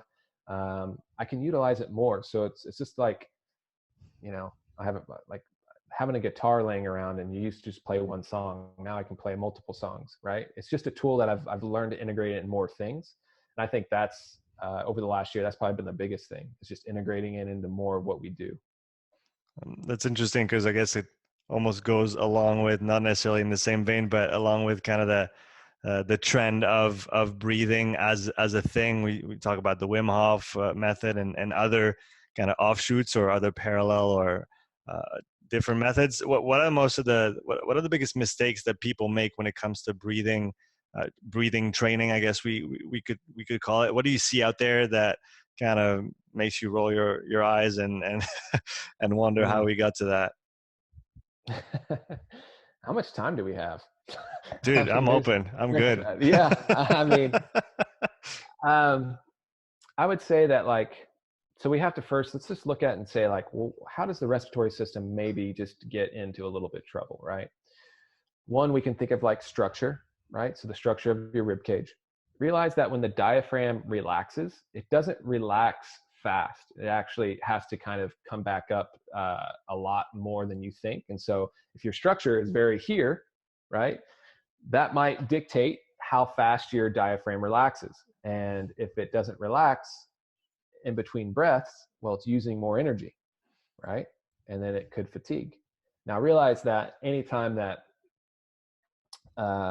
we've all seen it where the diaphragm then has to, or if the core, the athlete's trying to save themselves, right? They're trying to use every muscle possible, right? To breathe. That's not very good in their sport. I mean, they need some muscles to actually do the function that they're trying to do. And so, looking at that, we're like, okay, so how do we alter structure with breathing? And so can we come up with resisted exercises, both on the inhale and exhale, that are balanced? That's super important. But yet move the athlete through different postures to, put pressures in different parts of the rib cage to allow the athlete to maybe have a bigger tidal volume, right? And what muscle actions are we driving so that way the athlete can utilize the muscles in between the rib cages that are kind of the respiratory muscles, so the athletes can use their respiratory system as a weapon in their sport, right? That's our job. And I think some of the ones that I see that are off is that they either train the exhale only or the inhale only. They might train both, but they can only train it for a short amount of time. So you can't tell me, in some regard, getting somebody stronger might help their endurance, correct? Right? Getting somebody just a little bit stronger might help their endurance. But if they need to take their endurance even farther, getting them just a little bit stronger might not just get them there, right? Yeah. So it's the same thing with your respiratory muscles, right? You can use all the resistance stuff that you want. There has to be a time domain in that, right? And so with that said, is that we're actually building a respiratory device called the NX, which is maybe very similar to the Spiro Tiger, except that it's actually built for in a gym, so you can throw it around, break it, do whatever you want, or not break it hopefully, but throw it around, have apps, aggregate data off of it, and really be for the athletes and the coach in that setting. And so you need to be able to train your respiratory system just like you would train your leg muscles, right? If you want to go on a 40 or 30-minute run to improve maybe some aerobic, light aerobic characteristics, well, then you need to do the same thing with your breathing. And you can only do that by going that time frame. Well, most people that are breathing on these devices that are out there will either hyperventilate or pass out or one of the other things, right? And so finding the tool to give you the right environment is probably important in that regard. So that's one way. The other way too is the fact that all these devices can't tell you whether you're coordinated with your breath. Am I 2 liters on the exhale and 1.5 liters in? That's not coordinated. Or am I the opposite? Am I 2 liters inhale, 1.5 liters out? That's not coordinated. I want a device that can tell me if I'm 2 liters in, 2 liters out. And I want to be 2 liters in, 2 liters out as I go to 40 breaths per minute, 50 breaths per minute, Well, hopefully I don't go 60 breaths per minute. That's probably a little bit too fast, right? But I want to make sure I'm coordinated all the way up the ladder and all the way down, right? And then if I beat that, well, now can I go 2.5 liters all the way up, all the way down? Now can I go 3 liters all the way up, all the way down? Because that then I build, again, in the center of our training methodology is coordination. Can I be coordinated at whatever like stimulus I have, right? And then if I am, now can I become stronger at each one of those, right? Can I improve my performance at each one? And if we do that, now we have a very robust athlete. Not only are they can compensate with tidal volume, so volume. Most athletes in the respiratory system, when they get in trouble, they just improve their frequency. I mean, I've had athletes tested at like almost 70 to 80 breaths per minute, right? Like that's that's insane. So you're already that fast. We already know that the coordination's out the window. There's no way that they're coordinating the inhale and the exhale at equal amounts. And the main reason we know that is because there's dead space air in your throat of about 1/2 liter, or just under 1/2 liter. And so if you are, so think about that. If you're breathing more, now you have to move air more often through the 1/2 liter of dead space. But if I have a lower frequency, but I have a higher tidal volume, now I get more bang for our buck, because we only have to move it, say 40 times instead of 60, and I'm moving a lot more air, right? And so we want all of our athletes to go there. And then when it comes to just them recovering, right? Like, so there's something we call like recovery breathing. So after an interval or after they do a shift, if they're on the ice or whatever, when they come off, they're trained to know how to reoxygenate their tissues by using their breathing while they're resting, okay? That allows them to then take their recovery time down from like 1.5 minutes down to like 45 seconds. Now, if I have 10 of my guys that can recover in 45 seconds and all your guys can recover in 90 seconds, even if your guys are better, we're going to put up a hell of a fight, and more often, right? So that's how we're going to try to utilize our respiratory system as a weapon and train it. And so I think that that's also important, but to tell an athlete to do that without training, well, they don't have the overload. So if I said like an athlete that never trained on like a respiratory device, like, hey, I just need you to overbreathe, they might get the first 2 or 3 reps. They might actually recover their oxygen really fast because they're using the respiratory system. But after a while, those muscles will fatigue. We've just put more load on them, right? Now they're fatigued, but I'm still telling them to do it, right? And they're not really training that very well. It's going to take them way longer. And then now they're going to be fatigued for the next day of training, right? So this is just a way for us to like dose intensely, right? And then get out, dose a little bit more, get out. And then over time, we build up this capacity of our respiratory system. And so that's what I would say is like, some of the positive and negatives, for people just to get into it and train some of it, that's fine. The altitude masks, I mean, I don't know, that's probably a no-go. Talk more about this, because it's somehow still popular. Well, I would say this, like, if you want, most athletes really struggle with getting CO2 out. In other words, their exhale. They can't really over exhale to get the CO2 out. And so now you're creating a situation where, one, they're struggling to inhale, and getting it out, they're just automatically getting a lot more CO2 in, right?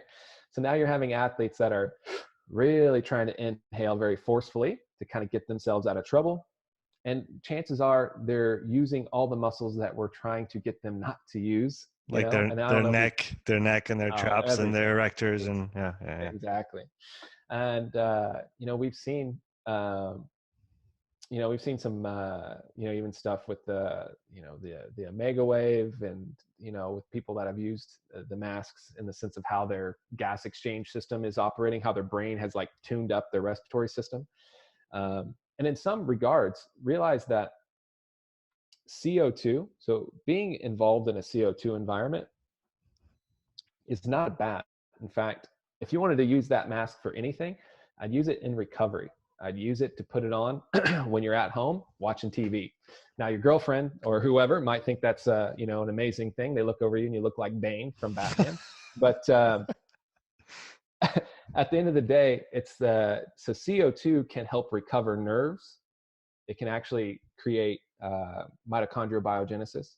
It can improve capillary beds.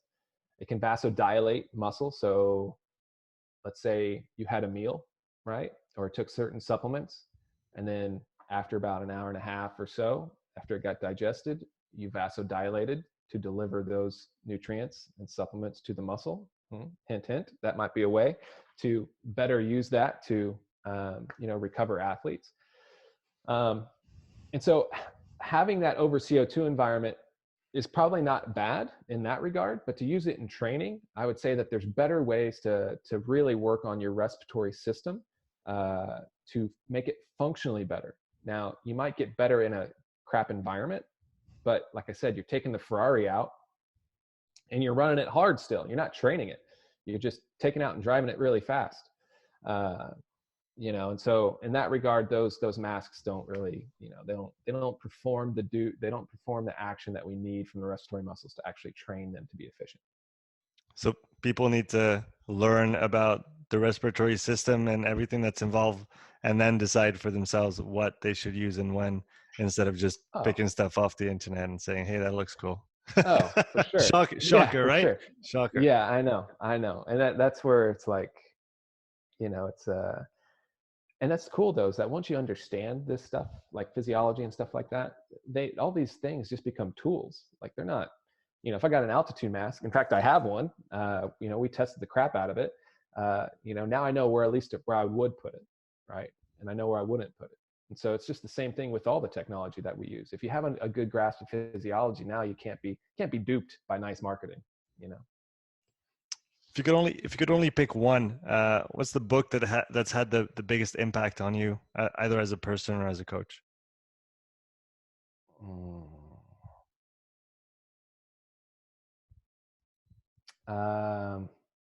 That one book is a killer, man. Yeah, well, to be honest, like if I had to, it'd probably be A Revolution in the Physiology of a Living Cell, by Gilbert Ling. Okay. He was the first one to start. A lot of the stuff when I talk about physiology is you might hear, like, I think Evan uses it a little bit, but is the ready state, the cell's ready state, right? Yeah. That really comes from Gilbert Ling. So Gilbert Ling, you know, I was reading his stuff. It's like, if the cell's structure is in a ready state, then it can perform its function, right? And so a lot of the stuff that we end up looking at as our model is kind of, we have this triangle. It's bioenergetics, structure, and function. And then for us, this model is what we put on nutrition, biomechanics, our training. We look at these as pillars, and we just want to make sure that we're doing a good job at each one of these places. But at the end of the day, if you don't have energy, you don't have structure, right? And so that's the same thing that I told you before, is that why would you penalize somebody for mobilizing energy, right? Like, from an evolutionary standpoint, we need energy, ATP, right, to build structure. And so he was one of the first ones that kind of like, you know, when I started studying all of his stuff, I realized, like, oh, he's telling me the structure and he's telling me what I see in Moxy. Can these actually be very similar things? What happens when a cell fatigues? Oh, we lose potassium. We see sodium coming in.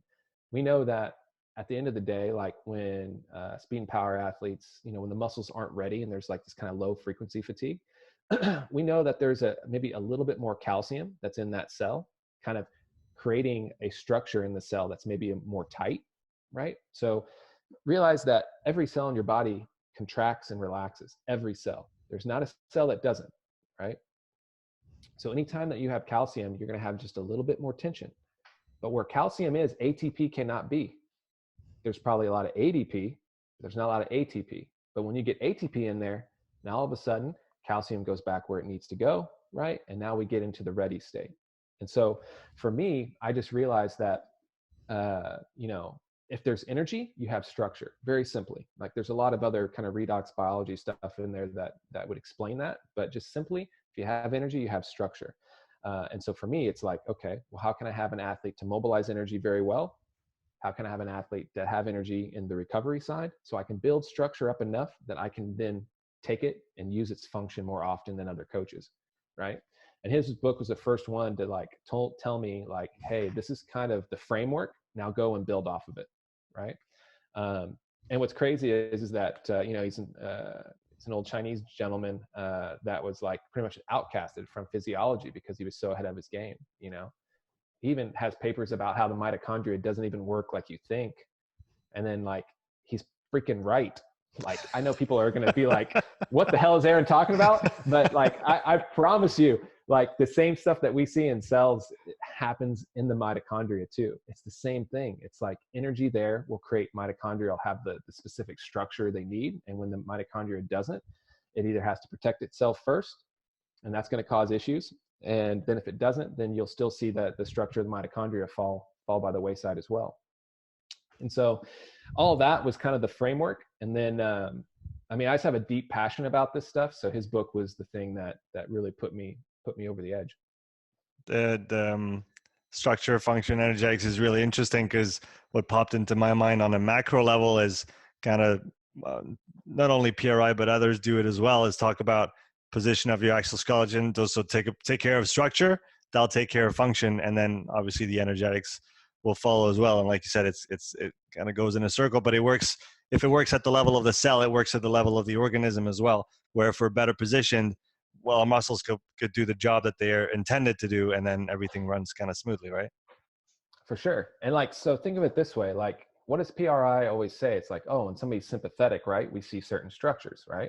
And they're always talking about parasympathetic. Well, what is sympathetic? Sympathetic is, in a nutshell, it's just mobilizing energy. Well, the organism won't be mobilizing energy unless they need it.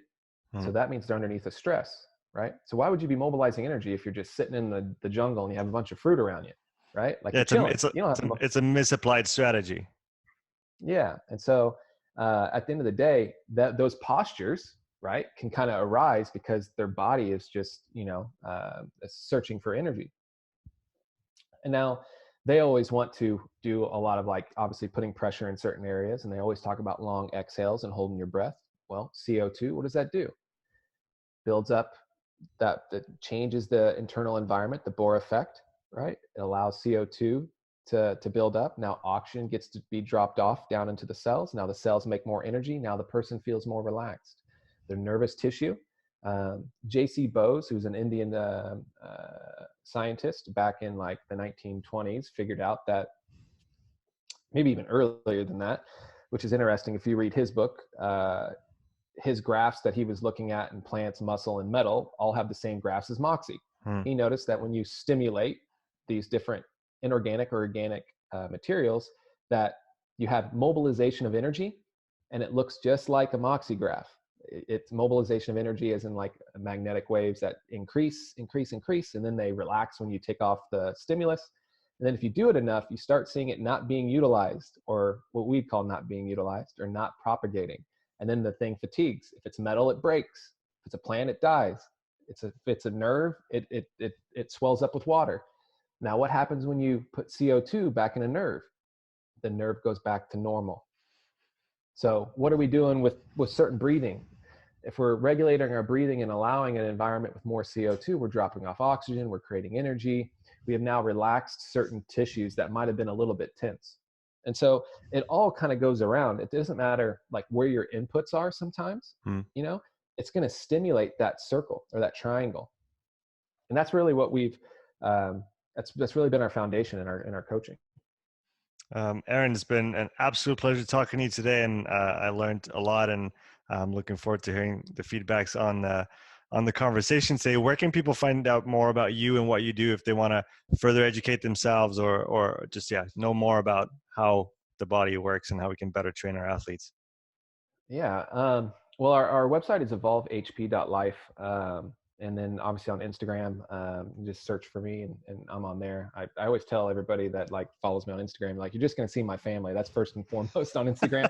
I'm not putting any physiology stuff out there, but at the end of the day, like we do coaches mentorships. We help consult people can reach out to us. We usually do 8 or 12-week mentorships where we just go into the weeds and all this. We give them all the stuff that I've read for the last 3 years, to kind of really build their framework. I'm not saying I'm completely right. I'm saying that I'm maybe just one step just in front of maybe what some stuff that are going out there. But we're trying to get more and more coaches just with this information so that they can go out and make their own conclusions and see how they make their masterpieces. And so just reach out to us on the website. We love to help out. We have seminars that will be obviously starting up here once everything kind of once the world goes back to normal a little bit, and then but I'm always up to helping out coaches and stuff like that. That's been another big passion of ours, is just spreading the knowledge, and doing more kind of one-on-one mentorship type stuff. So yeah. Well, thanks so much for your time, man. Yeah, appreciate you for having me on. Talk to you soon. Bye-bye.